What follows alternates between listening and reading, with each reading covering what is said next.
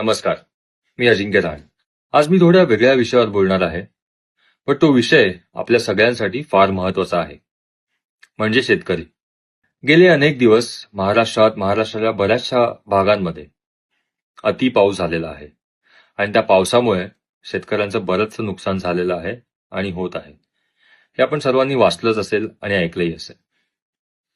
मी स्वतः एका शेतकरी कुटुंबातनं असल्यामुळे मला जाणीव आहे की या सिच्युएशनमध्ये शेतकऱ्याला किती त्रास होतो.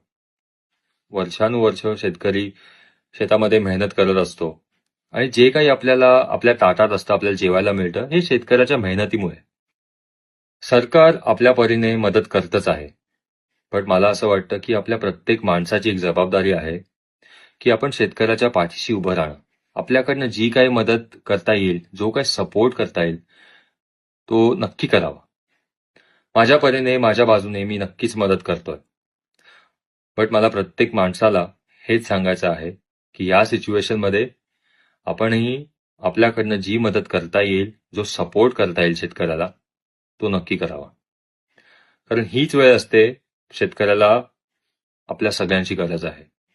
जसं मी सांगितलं की सरकार हे मदत करतच आहे, पण प्रत्येक माणूस जर शेतकऱ्याच्या पाठीशी उभा राहिला तर त्यांच्यासाठी खूप चांगलं होईल. कारण शेतकरी हा आपला बॅकबोन आहे. सो आज एवढाच मेसेज मला आपल्यापर्यंत पोहोचवायचा होता की जी काय मदत करता येईल, जो काय सपोर्ट करता येईल, तो नक्की करावा.